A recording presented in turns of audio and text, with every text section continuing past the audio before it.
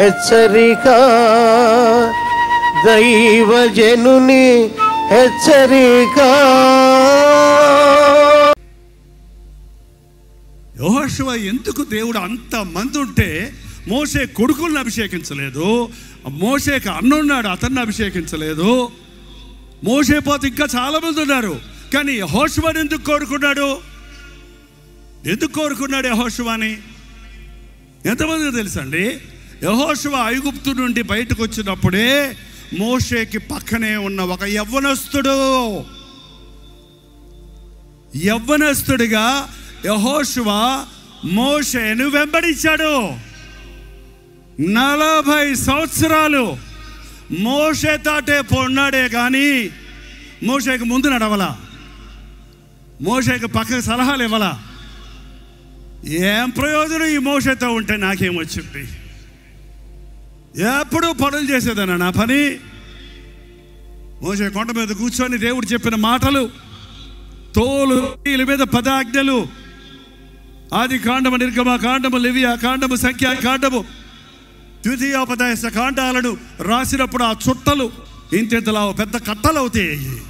అవన్నీ మోసుకొని మోషేకి పరిచారకుడిగా ఉన్నాడు. మోషే కొండ మీద ప్రార్థిస్తుంటే మోషే యెహోషువ కింద కూర్చొని ప్రార్థన చేస్తున్నాడు. కొండకి దిగువన చూశాడు దేవుడు. నమ్మకస్తుడు, భారము కలిగిన వ్యక్తి. యవ్వనస్తులు కష్టపడండి, స్టేజ్ ఎక్కడానికి కాదండి. నా జీవితంలో నేను స్టేజ్ ఎక్కేటప్పటికి నాకు 30 ఏళ్ళు దాటిపోయినాయి. 30 ఏళ్ళు దాటిన తర్వాత నేను ఎక్కిన స్టేజ్ ఏంటంటే రోడ్డు మీద చిన్న చిన్న గుడిసెల్లో, తాటాకు పదరుల్లో ప్రసంగాలు. నాకు టీవీలోకి వచ్చేటప్పటికి నా వయసు 50, 52, 54 సంవత్సరాలు అయిపోయింది. అప్పటిదాకా టీవీలో, సోషల్ మీడియా ఎక్కడ కనపడ్డా ఫిక్ర్ ఎవరికి తెలియదు. దేవుడు అణిచాడు, సిద్ధపరిచాడు. నా బిడ్డలను అలాగే నాతో పాటే పెంచాను. వాళ్ళ కష్టపడుతుంది చూసి నేను తట్టుకోలేకపోతున్నా. ఏంట్రా బాబు మీరు నాతో పోటీ పడతారు, నాకంటే ఎక్కువ కష్టపడుతున్నారేంటి మీరు? ఓ పక్క అసూయగా ఉంది నాకు. నేను కాసేపు నిద్రపోతాను, మీరు అసలు నిద్రపోవట్లేదండి. అరే నిద్ర తిండి ఏం పట్టించుకోరండి. ఇట్లాంటి వాళ్ళు ఓవర్ నైట్లో ఎవడైనా సిద్ధపరచగలమా? ఎవడైనా నన్ను వెంబడించగోరిన ఎడల తన్ను తాను ఉపేక్షించుకొని, తనను తాను అసహించుకొని, తాను లేననుకొని అనుదినము తన సిలువెత్తుకొని నన్ను వెంబడించాలి. యెహోషువ 40 సంవత్సరాలు వెంబడించాడండి. మోషేతోటే ఉన్నాడు. గర్వం రాలేదు. ఒక దైవజనుడితో ఉంటే నాకేమొచ్చింది అనుకుంటారేమోనండి. ఈ రోజుల్లో బైబిల్ కాలేజీకి వెళ్తాము, మేము సేవ చేయాలనుకుంటున్నాం. కేరళలో బైబిల్ కాలేజ్ ఎందుకు? కేరళలో ఎందుకయ్యా? మలయాళం పాస్టర్ అవుతావా చెప్పు పోనీ. అదే ఇక్కడికే వచ్చి చేస్తాడంట. మరి ఇక్కడ చేస్తానికి అక్కడికి ఎందుకు వెళ్తావు? అక్కడైతే బైబిల్ కాలేజ్ అయ్యాక లోపలిగా అమ్మాయి కూడా దొరుకుద్దంట. అమ్మాయిని కూడా పెళ్లి చేసుకొచ్చేస్తాడంట. ఈ మనుషులంటే బైబిల్ కాలేజీకి వెళ్ళి పెళ్లి చేసుకొచ్చిన వాళ్ళు తెలుసు నాకు. పెళ్లి చేసుకోవడానికి వెళ్ళాడా బైబిల్ కాలేజీకి? బైబిల్ చదవడానికి వెళ్ళారా తెలియదండి నాకు. బైబిల్ కాలేజ్ చదివితే చదవండి, నేను వద్దాను లేదు. బైబిల్లో ఎన్ని అధ్యాయాలు ఉన్నాయి, ఎవరు రాశారు, ఏంటి సంగతి, ఇలాంటి బైబిల్ గురించిన సంగతులు తెలుస్తాయి. నేను కూడా 10 సంవత్సరాలు బైబిల్ కాలేజీలో చదివా. కానీ నేను నేర్చుకున్న పాఠాలు లెక్చరర్స్ చెప్పినవి కాదు. మోకాళ్ళ మీద బైబిల్ చదువుతున్నప్పుడు చెప్పిన, పరిశుద్ధాత్ముడు చెప్పిన పాఠాలు, బ్రతుకులు అనుభవపూర్వకంగా నేర్చుకునే అది కావాలి. ఒక దైవజనుడు దగ్గరుంటే నేర్చుకుంటాం, తిట్టులు తిట్టడం నేర్చుకుంటాం. ఫస్ట్గా ఏం నేర్చుకుంటాం తెలుసండి? నువ్వు ఏదన్నా ఒక మంచి పని చేసిన తర్వాత నీకు సన్మానాలు కాదు, కానీ ఇంకా సరిగా చేయలేదేమయ్యా, ఇంతేనా, పర్ఫెక్ట్గా చెయ్యి. నేను ఎంత చేసినా అంతే. కష్టపడకుండా ఆశీర్వాదం లేదంట. నమ్మకత్వం లేకుండా దేవుడు నీకు ఆ గొప్ప వాటిని అప్పచెప్పలేడు. యెహోషువ కష్టపడ్డాడు, మోషేతో పాటే ఉన్నాడు. మోషే తదనంతరం అంటున్నాడు, నేను మోషేకు తోడైనట్టు నీకు ఉంటాను, నీ ఎదుట ఎవడు నిలబడలేడు, ఏ మనుషుడు నీ ముందు నిలబడలేడు.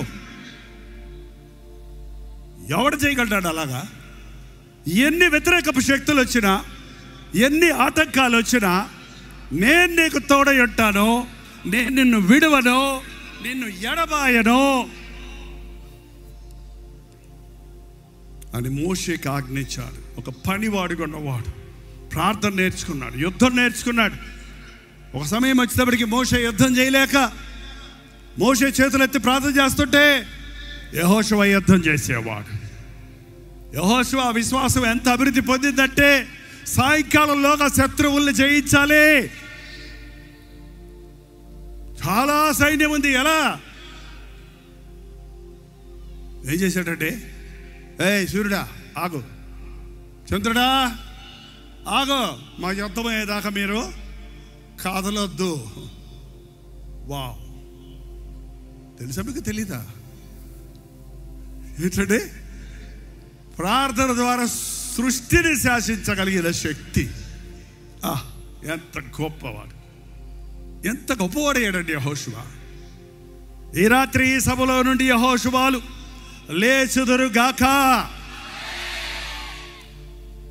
దేవుడు సిద్ధపరచకుండా ఒక వ్యక్తిని పైకి హెచ్చించడు. సిద్ధపడే సమయంలో ఎగరకండి. తగిన సమయమందు ఆయన మిమ్మల్ని హెచ్చించినట్లు ఆయన బలిష్టమైన హస్తము కింద అణిగి ఉండండి. దేవుడు హెచ్చించడానికి ఆశపడుతున్నాడండి. యవ్వనస్తులు కాడి మోయట నరునికి మేలు. ప్రార్థన. పరిశుద్ధుడా, ప్రేమగల తండ్రి, ఒక్కసారి నీ నామంలో కూడి వచ్చిన మమ్మల్ని చూడయ్యా.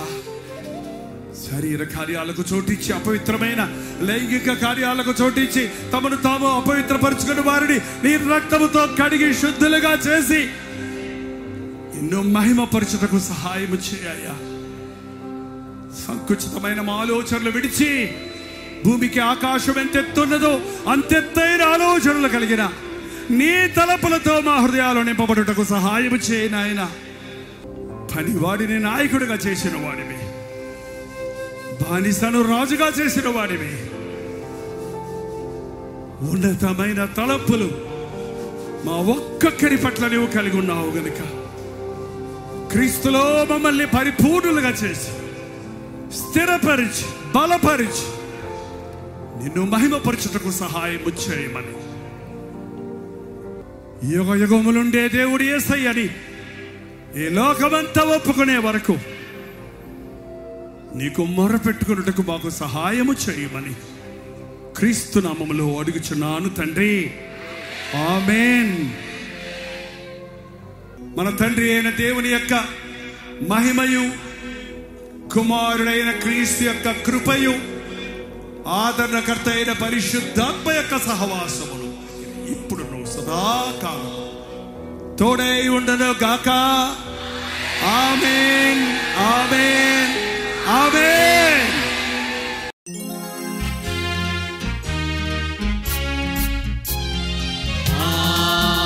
హల్లెలూయా, హల్లెలూయా, హల్లెలూయా. హల్లెలూయా, హల్లెలూయా, హల్లెలూయా. కలువరి ప్రేమే మధురం, మధురం. కలువరి ప్రేమే మధురం, మధురం. కలువరి ప్రేమే మధురం, మధురం. కలువరి ప్రేమే మధురం. హల్లెలూయా, హల్లెలూయా, హల్లెలూయా. హల్లెలూయా, హల్లెలూయా, హల్లెలూయా.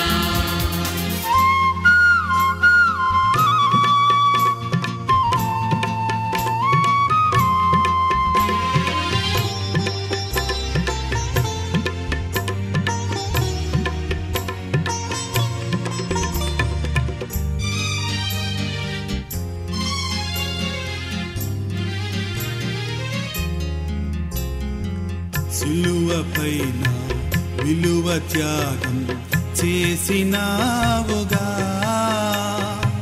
పాపినైనా నా కొరకు చిందించినావుగా, రుధిరం చిందించినావుగా. కలువరి ప్రేమే మధురం, కలువరి ప్రేమే మధురం, కలువరి ప్రేమే మధురం, కలువరి ప్రేమే మధురం. హల్లెలూయా హల్లెలూయా హల్లెలూయా హల్లెలూయా హల్లెలూయా